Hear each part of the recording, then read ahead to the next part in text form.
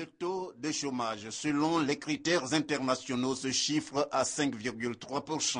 Pour parler d'une enquête sur la situation de l'emploi en Côte d'Ivoire, le Conseil des ministres tenu ce mercredi 17 décembre 2014 en a fait cas. Ce taux est calculé sur la base de 3 éléments. Il s'agit de prendre premièrement les personnes en âge de travailler.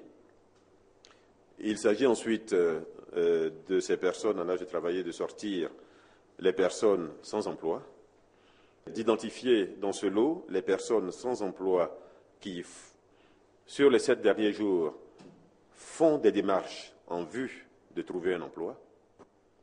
Et ensuite, il s'agit de s'assurer que les personnes qui sont retenues dans ce taux sont des personnes disponibles pour exercer dans les 15 jours l'emploi éventuellement qu'elles pourraient avoir.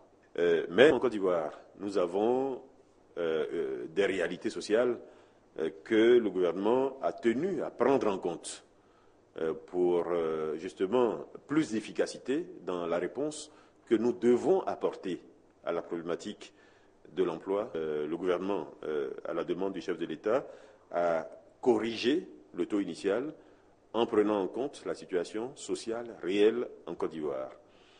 Et donc, sur la base de cette enquête, évidemment, le gouvernement va mettre en œuvre une politique en matière d'emploi plus efficace.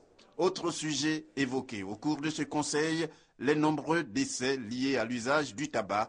Plus de 5000 cas de décès chaque année. Préoccupé par cette situation, l'État de Côte d'Ivoire n'entend pas lésiner sur les moyens pour y faire face. Le projet de loi portant lutte anti-tabac pris au cours de ce conseil s'inscrit bien dans ce cadre.